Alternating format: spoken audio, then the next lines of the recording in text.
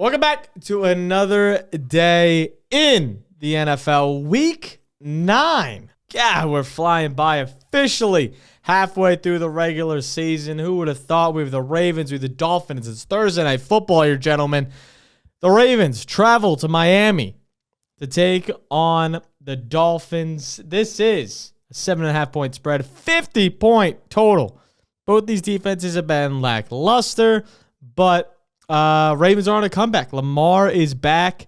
Just won last week. They started out 1-5. We're seeing if they can turn it around. Dolphins got a win in the chamber last week. The Falcons seem to be a punching bag for every bad team in the league. But they beat good teams. So we'll see how that continues. But for the Ravens and the Dolphins, both of them are coming off a W. Obviously, Ravens have a lot better of a roster, so we'll kind of see how we feel about that. On the other side of the screen, obviously, we have Luke. He's been here every single day. If you don't know by now, go check his socials down below. Twitter, TikTok, whatever it is linked down below.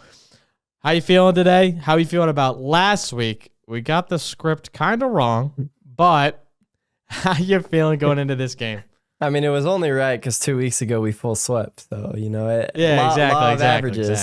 It just had to bounce. Yeah, out. I'm honestly pretty happy that Snoop Huntley got a win for the Ravens last week because this is a playoff team, like everyone knows it, and I would hate to see them playing like kind of spoil ball at the end of the year when they're like a good enough team to be in the playoffs. So I'm glad we have something to watch this week. Yeah, no, for sure, it definitely should be a good game. I don't think the Dolphins are completely out of it yet, with at least their hopes. I think their team's not good enough to really be a playoff team, but I don't think they're just going to roll over.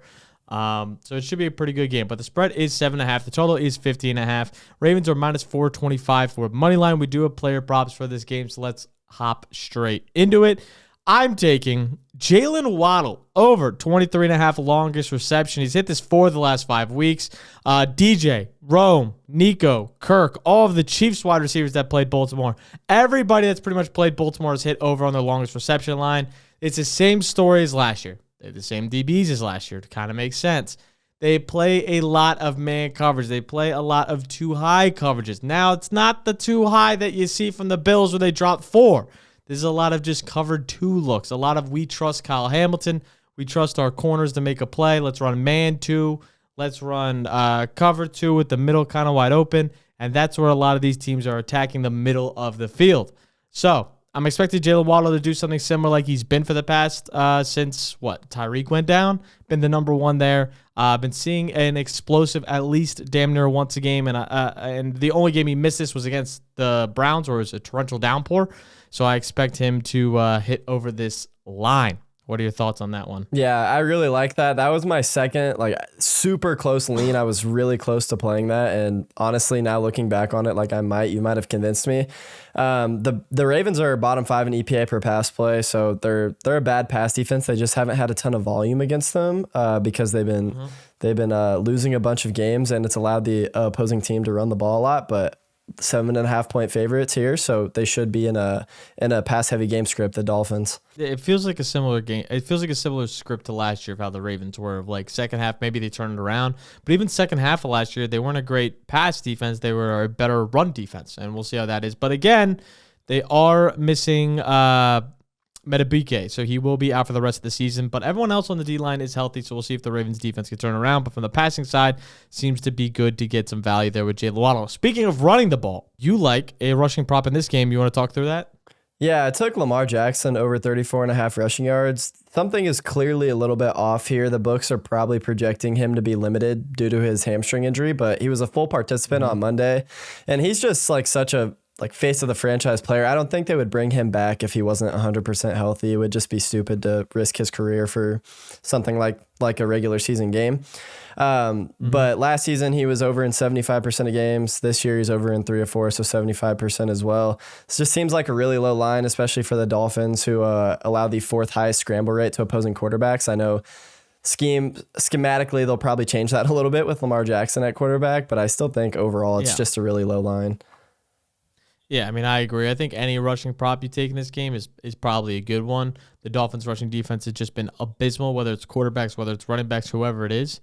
I'm tailing that in the sense of running the football. If I'm also taking Derrick Henry over 89.5 rushing yards in this one, or 88.5, excuse me, rushing yards in this one. Quinshon Judkins went for 84 yards on this team, and he could have had way more if they didn't get the ball within their own 20, like 5 different times. Kamani Vidal for 124. Rico Dowdle went for 200. Breece Hall went for 81.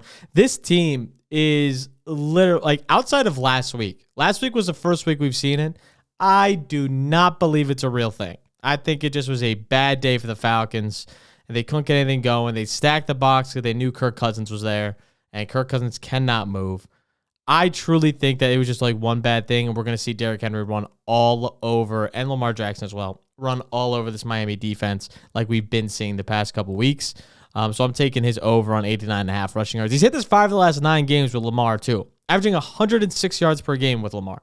So when Lamar plays, Derrick's odds for this to hit go drastically up. So again, I'm expecting that. Plus the books have him at his rush attempt line at 18.5 with his longest rush at 19.5, which is the highest all season his longest rush has been at. So yeah, I think we're going to see something there. The Dolphins' run defense is the worst in the NFL, and you can't really convince me otherwise. Maybe the Giants, but I would lean the Dolphins.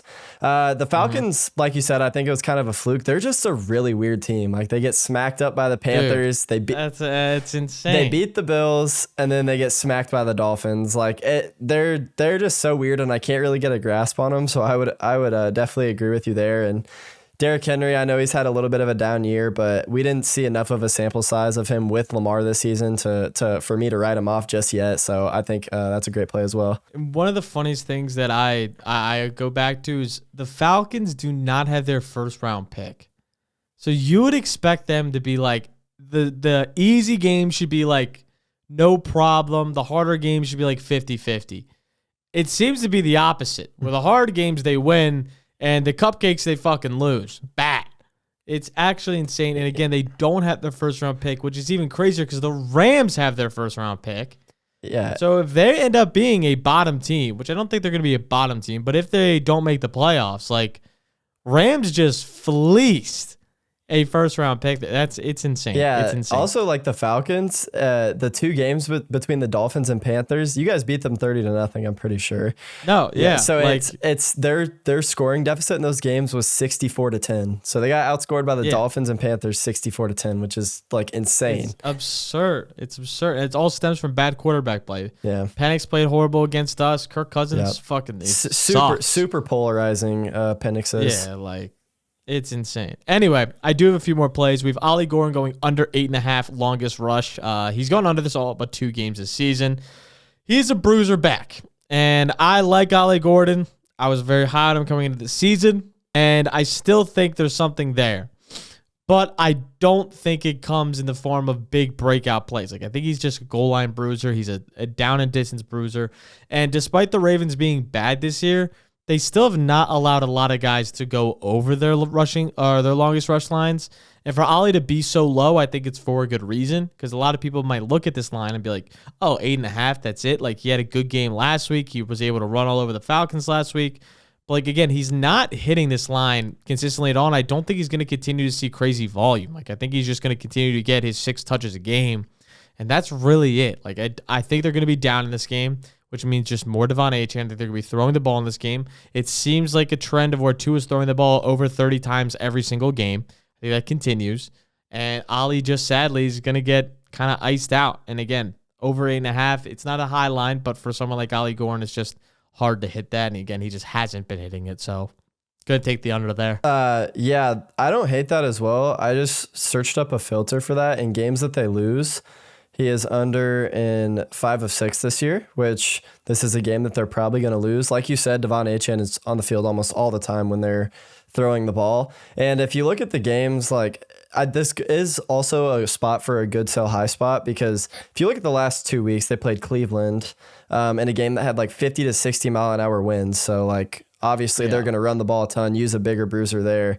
And then Atlanta, where they're up by 24 points. So I completely agree with your logic, and I actually really like that play now that I look at it. I kind of overlooked it when I was researching. Yeah, so I think that's a really good spot, and what you're saying is definitely correct. So yeah, there. You like, and I'm not taking it, but I'm tailing it.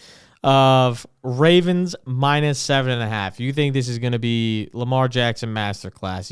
I mean, I don't disagree. Derrick Henry's full health. Lamar's now back in a starting spot. The offense is in a pretty good spot. Defense is not nearly as banged up as it once was. Again, missing Madubuike is huge, but it's not the end of the world. They still have a lot of talent on that defense. But again, the one thing that throws me off, and you can tell me your thoughts on this, is like the total's 50.5. Do they just expect like a back and forth shootout, or do they just expect the Ravens to dog walk the Dolphins? Yeah, I think it could be both because like both of these defenses really suck. So it's like awful. It could be a back and forth. The way I kind of view it, like I always say too, I'll preface by saying this. I always say play these Thursday night football spreads light, like a quarter unit, half a unit. I just always personally like to pick a side for the game because it makes it a lot more fun to watch. 100%. I just like the Ravens are 2-5. Like Lamar's Super Bowl window, I understand like they still have him for more years, but like he's going to get scrutinized if he doesn't start winning here soon. And 100%. This is a playoff team. I feel like they're going to come out and show like what they really are this week. Plain and simple. I mean, if they drop this game to the Dolphins, it would be crazy. It's a really situational spot because they need to start winning, and the Dolphins have shown like they can get beat pretty bad by good teams. So. Oh, yeah, 100%. Yeah, I mean, I agree with you. Again, freak game last week with Kirk Cousins starting and everything, and no Drake London in that game either. Like, yeah, no, that was a Dolphins win written all over. But this week, obviously, a whole different tale. So I'm definitely on you with the minus 7.5 there. Now going to our favorite part of the show. Favorite part of Thursday Night Football here, gentlemen. First touchdown scores. In the past 5 weeks, we've hit 2 of 5.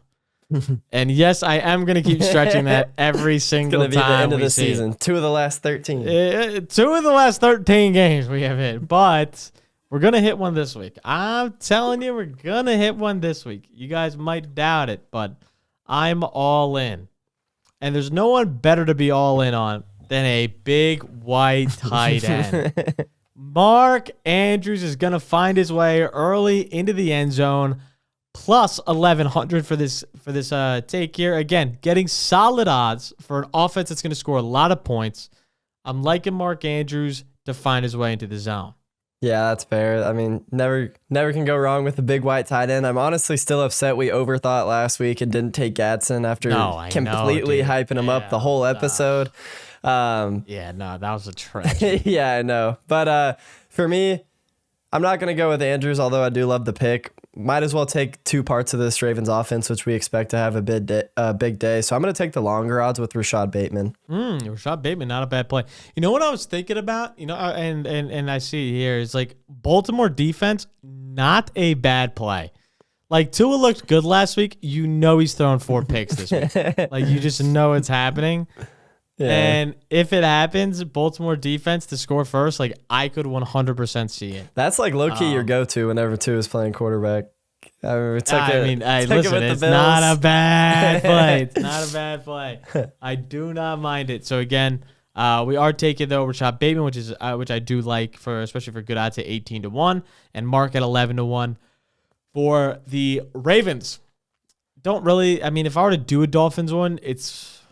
I mean, a condensed offense. If you want to sprinkle, I would just go probably Waddle, probably the safest, but no one here I really like. Nick Westbrook-Akini's turning back the clock. Right.